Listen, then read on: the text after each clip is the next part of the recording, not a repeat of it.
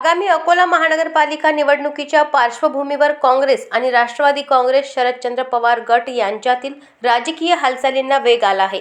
दोन्ही पक्षांमध्ये युती निश्चित झाली असून जागा वाटपाचाही फॉर्म्युला ठरला आहे। या फॉर्म्युल्यानुसार एकूण 80 जागांपैकी काँग्रेस पक्ष 25 जागांवर आपले उमेदवार उभे करणार असून राष्ट्रवादी काँग्रेस शरदचंद्र पवार गट 25 जागांवर निवडणूक लढवणार आहेत।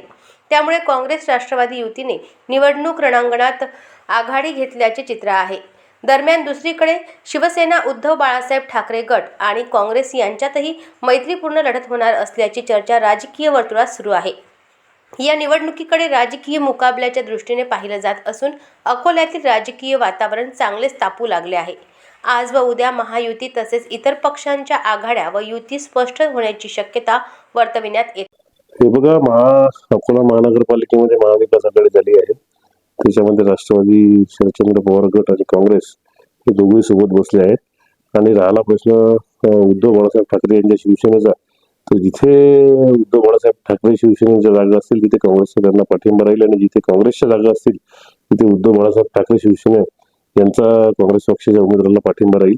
या पद्धतीची सध्या आघाडी अकोल्यामध्ये झालेली आहे। किती जागा लढणार आहे म्हणजे काँग्रेस आणि राष्ट्रवादी? साधारण भारतीय राष्ट्रीय काँग्रेस पक्ष 50 ते 55 जागा लढेल आणि बाकीच्या राहिलेल्या जागांमध्ये सुद्धा सर्व चर्चा सुरू आहे, पण बऱ्यापैकी सर्व समेट झालेला आहे।